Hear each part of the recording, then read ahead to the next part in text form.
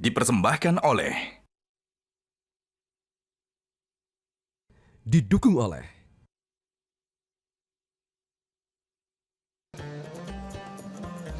Anda kembali di Breaking News Metro TV. Pemirsa, ini adalah situasi terkini di Hotel Borobudur, Jakarta, tempat akan berlangsungnya sidang isbat untuk menentukan 1 Ramadan 1447 Hijriah.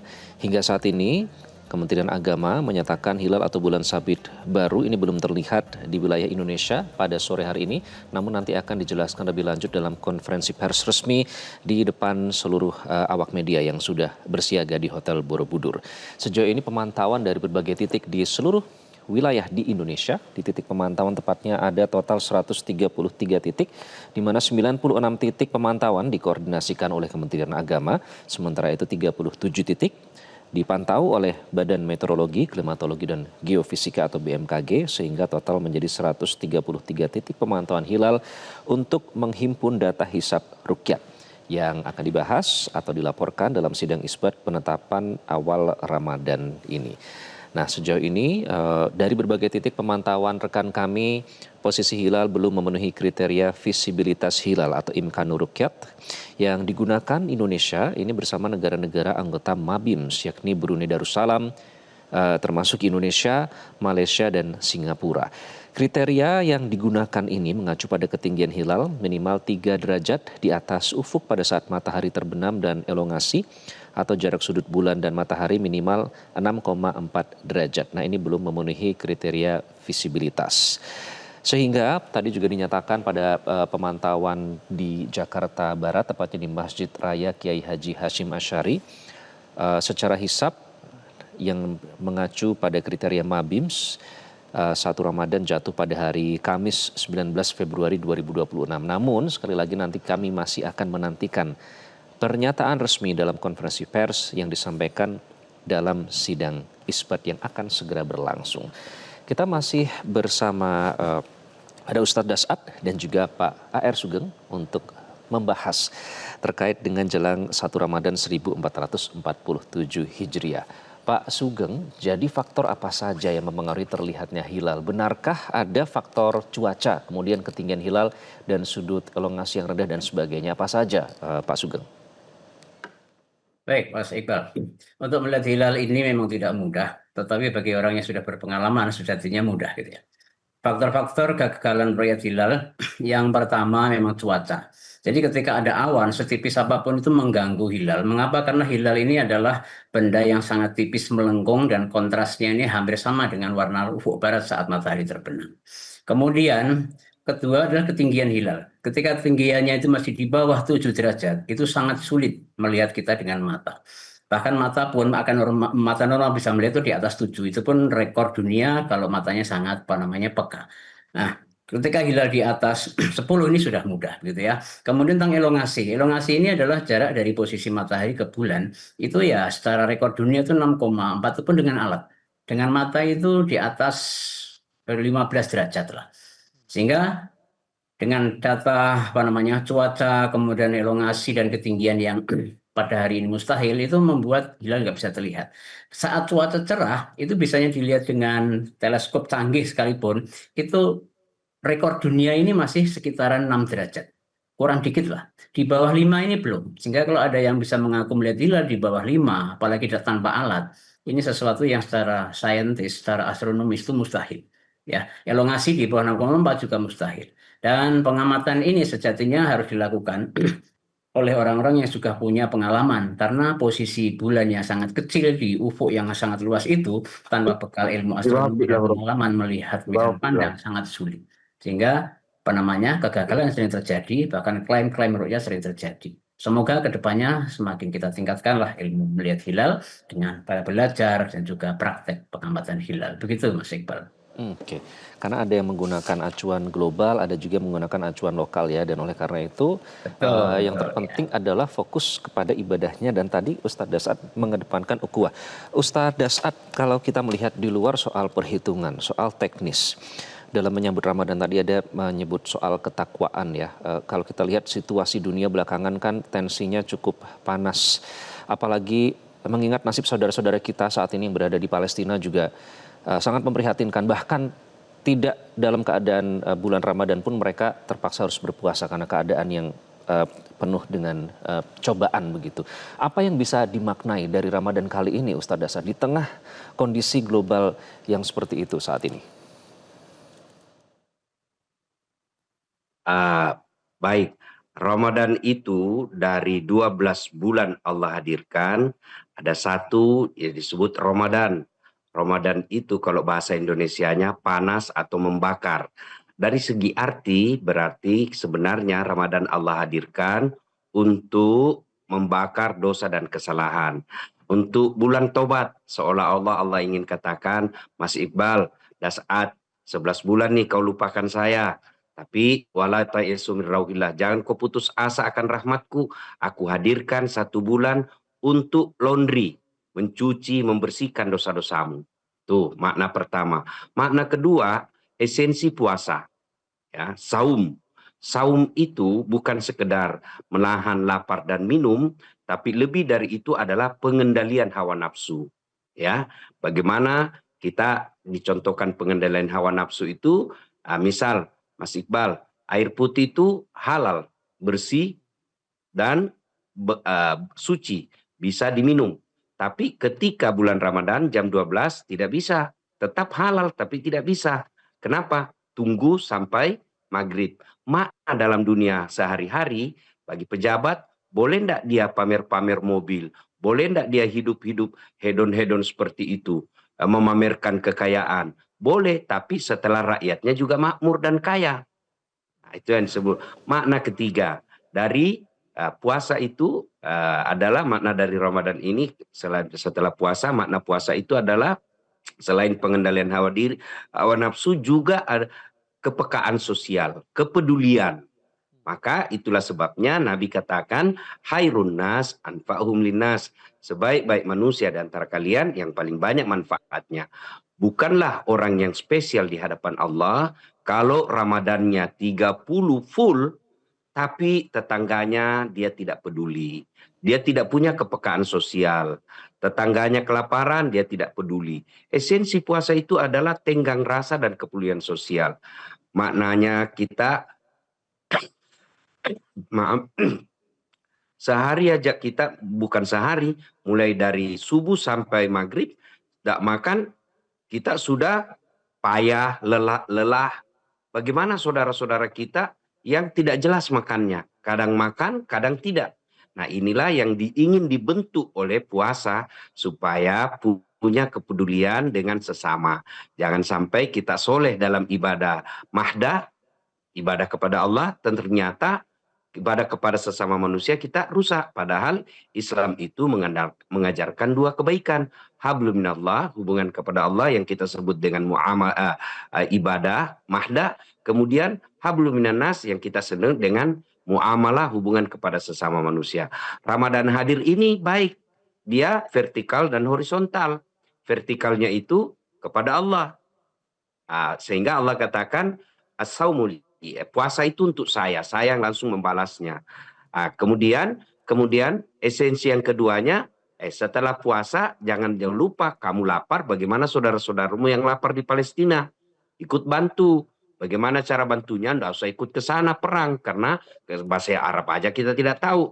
Lalu bagaimana? Ramadan ini kan kita mengeluarkan zakat.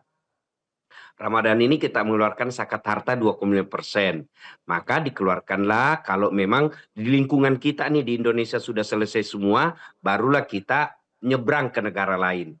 Jangan sampai semut di seberang mata nampak oleh kita, sementara gajah di pelupuk mata tidak nampak. Maknanya jangan sampai kita terlalu jauh memikirkan negara lain, negara kita juga banyak yang miskin ekstrim. Maka Ramadan ini hadir untuk kepedulian sosial, gitu. Oke, baik. Itu menjadi momentum juga ya Ustadz, pengingat terutama bagi mereka. Tadi kebetulan Ustadz juga menyebut soal gaya hidup yang dipertunjukkan pejabat. Ini bagi para pemimpin ya yang seharusnya menjadi teladan bagi rakyatnya. Mungkin saatnya untuk bisa akhirnya memaknai bagaimana menjadi teladan yang sesungguhnya begitu kalau menggunakan momentum betul. kali ini. Puasa itu kan pengendalian diri. Ya, saya air putih pisang itu kan halal, Bang. Tapi Ya. tidak boleh ketika jam 12 siang. Kapan bolehnya? Maghrib. Itu artinya kita mampu menunda. Orang Islam kalau berhasil puasa, jangankan yang haram, yang halal aja mampu dia tunda dirinya. Seperti yang Bang Iqbal tadi sampaikan. Ya, boleh enggak Ya. pejabat pamer-pamer, memperlihatkan kekayaan-kekayaannya, memperlihatkan mobil-mobil mewahnya? Boleh enggak? Boleh, tetapi setelah rakyat juga mapan dan kaya. Jangan sampai pejabat kita yang digaji oleh rakyat kemudian memperlihatkan kemewahan di depan rakyat kita yang miskin. Mesti kita belajar dari tahun lalu Agustus, itu pemicunya karena ketidakpuasan dan kecengkelan masyarakat. Ada yang kita lihat bermewah-mewah, pejabat menyalahgunakan pajak, terang-terangan mempergunakan kesewenangan sementara rakyat butuh lapangan kerja. Nah, Ramadan hadir untuk evaluasi. Ya, Ramadan hadir untuk menghadirkan pejabat-pejabat yang mampu mengendalikan hawa nafsu. Juga menghadirkan masyarakat yang mampu mengendalikan hawa nafsu. Boleh kecewa sama pemerintah, boleh, tapi tidak boleh merusak fasilitas umum. Saya boleh kecewa kepada bupati saya, tapi tidak berarti saya boleh bakar rumahnya. Karena pemimpin kita dalam Islam itu, kalau kita belajar dari sholat berjamaah, itu kan ada pemimpin yang kita sebut imam. Ada rakyat yang sebut kita makmum. Di belakang makmum itu, pas di belakang imam sebelah kanan, ada disebut muballagah. Yang kalau Bang Iqbal dengar kalau di Masjidil Haram, Pak Imam As-Sudais katakan Allahu Akbar, ada yang teriak di belakang Allahu Akbar. Sami Allahu liman hamidah, Rabbana lakal hamd. Itu muballagah. Muballagah berasal dari kata muballik. Yang muballik itu penyampai, pembicara, yang juru bicara, ini rakyat. Maka ketika rakyat menyampaikan aspirasi, anggota DPR jangan sembunyi. Supaya apa? Anak SMK tidak keluar jalan bawa tombak. Itu semua menjadi Ramadan ini bulan untuk evaluasi buat kita semua. Tentu kita malu umat Islam kalau negara kita ini tidak makmur, negara kita ini ribut. Kenapa? Karena kita mayoritas. Berarti yang patut menjadi pertanyaan dan renungan buat kita, koreksi, kenapa kita mayoritas Islam tapi kita tidak bisa menikmati indahnya Islam dalam bernegara. Oke, baik. Ternyata banyak makna yang bisa dipetik ya, terutama bukan hanya yang terlihat visual secara langsung, tapi juga mungkin menjaga di media sosial ya, Ustadz As'ad, karena kan itu juga dilihat dan didengar begitu, tentu juga seharusnya dijaga. Tapi nanti kita akan bahas soal itu, Ustadz. Saya ingin ke Pak Sugeng terlebih dahulu.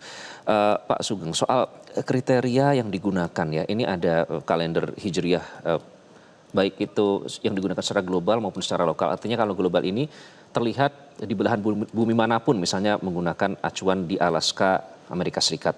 Tapi yang untuk lokal harus terlihat di wilayah setempat begitu.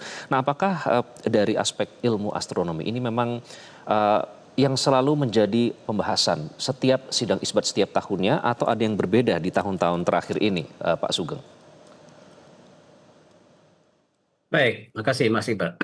Jadi perkembangan terbaru tahun ini 1447 Hijriah, Ormas Besar di Indonesia Muhammadiyah itu resmi beralih haluan meninggalkan hisab wujudul hilal yang bermarkas di Yogyakarta, wilayahnya Republik Indonesia, beralih kepada hisab imkanur ru'yat yang markasnya tidak lagi di Indonesia, tapi di seluruh muka bumi.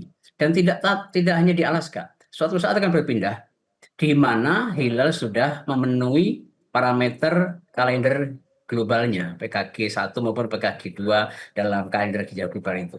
Jadi kalau lokal di Indonesia ini, katakanlah hari ini negatif ya, negatif min 1,6 di Indonesia Timur dan negatif min 0,8 atau 0,6 di Indonesia Barat. Tetapi ketika kita semakin ke barat, ini tinggi hilal akan semakin 0, kemudian positif, dan semakin tinggi. Jadi nanti saat maghrib di Saudi, tinggi hilal itu kira-kira hampir 1, sekitar 0,86 derajat ya, saat maghrib di Saudi. Itu sudah positif. Jadi menurut kriteria hisab wujudul hilal, Saudi sudah positif. Hanya ketika di ru'yat itu kan mustahil secara ilmu astronomi ya. Jadi kemungkinan Saudi mestinya kalau ru'yat murni itu akan istiqmal. Semakin ke barat, ke barat, ke barat, nah ternyata setelah sampai Amerika, ketinggian hilal itu pada saat apa namanya maghrib di sana itu sudah di atas 5 derajat.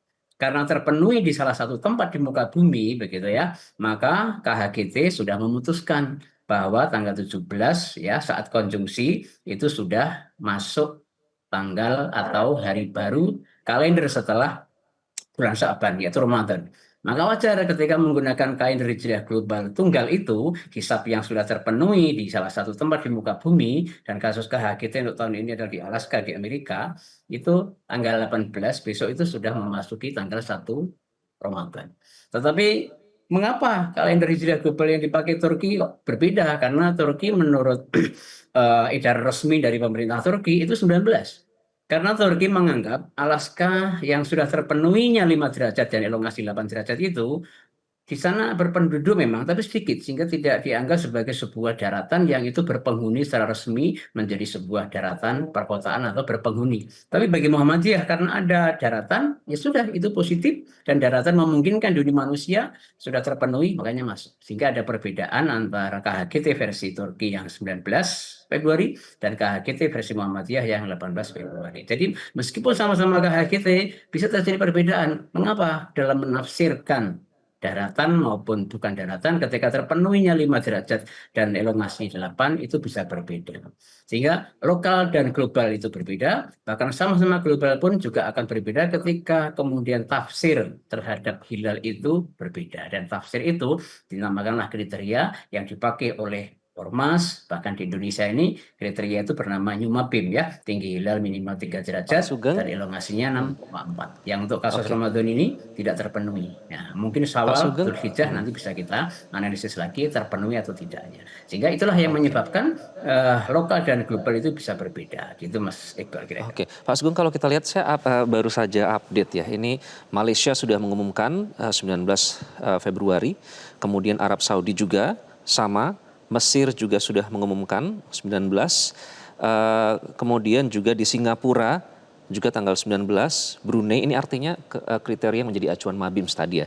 Namun Indonesia berbeda karena memang sampai saat ini masih belum diumumkan. Apa yang mungkin menjadi pembahasan sehingga belum diumumkan juga, Pak Sugeng? Baik, perkiraan kenapa belum diumumkan sedang ada diskusi alot. Kaitannya dengan ya pernik kriteria hisapnya sudah pasti ya bahwa kriteria Nyumabinnya nggak terpenuhi. Tetapi bahwa pernak-pernik kemudian apa namanya pertimbangan-pertimbangan yang menurut saya ini adalah faktor sosial dan juga faktor politis itu mungkin menjadi masuk ke dalamnya sehingga kita hanya diminta menunggu. Atau mungkin saya belum ngecek ya apakah saat ini di mana Sabang itu sudah maghrib dan sudah ada laporan dari sana. Ketika laporan dari sana itu belum muncul, artinya masih ditunggu ya. Sehingga memang pemerintah berusaha mengayomi pengamal hisab dan pengamal rukyat. Dan untuk kasus rukyat ini sampai ke seluruh wilayah Indonesia, pengamal rukyat terakhir adalah di Sabang. Ketika di Sabang ini sudah ada laporan, itu mestinya sudah clear seluruh laporan dari 103 titik tadi, dan mestinya akan segera langsung diumumkan. Kalau belum, itu faktornya bisa salah satunya adalah mungkin dari satu titik di antara 103 titik itu, khususnya titik terakhir di paling barat, itu mungkin belum memberikan laporannya. Pak Sugeng, tadi seperti sudah disampaikan, ini ijtima sudah lewat ya tadi 19.03. Kemudian laporan terkini dari Sabang juga tadi terpantau terakhir masih minus 0,9 di bawah ufuk, begitu pula di Papua. Jadi apa yang kalau misalnya itu sudah tidak terlihat begitu dari berbagai titik pemantauan, apa yang masih dibahas di dalam ini ya, dalam pembahasan sebelum konferensi pers ini, Pak Sugeng?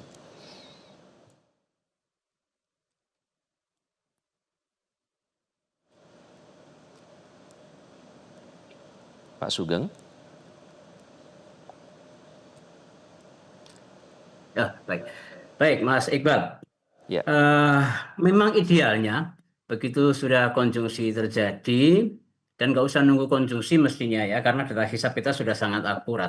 Ketika di posisi Sabang ini sudah maghrib dan kemudian laporan sudah disampaikan ke tim Falakiyah Pusat di tempat sidang isbat berlangsung, mestinya sudah ada kepastian bahwa pengumuman akan segera diumumkan antara 18 atau 19. Yang secara astronomis tadi saya prediksi mestinya 19. Mengapa? Karena seluruh wilayah Indonesia itu negatif ya. Kalau negatif ini bagian makna lain dari tafsir gumia. Jadi ketika dalam hadis fa in gumia atau fa in gubbiya itu ya salah satu fenomena yang terjadi saat negatif seperti ini. Jadi ketika negatif itu bagian dari terhalangnya hilal untuk terlihat, fa'akmilu. Jadi akmilu atau sempurnakannya itu pakai fa, artinya segera saja sempurnakan. Jadi idealnya mestinya ketika secara astronomis ini sudah fit, ya, karena sangat akurat kita akui keakurasian ilmu astronomi, segera diumumkan tanpa kemudian mempertimbangkan hal-hal karena umat sedang menanti kepastian tentang ibadah ini. Dan seperti pesan Ustaz Daksat Latif tadi, kita akan segera beribadah itu untuk meningkatkan kualitas. Terkait mau 18-19-nya itu bukan persoalan yang penting untuk kita bicarakan, tapi yang lebih penting adalah bagaimana kualitas puasa yang akan kita jalani ini betul-betul puasa yang mendapat ridho dari Allah Subhanahu wa taala. Ya semoga saja tidak lama lagi Pak Menteri ini sudah memutuskan untuk segera, karena sebenarnya tinggal membaca.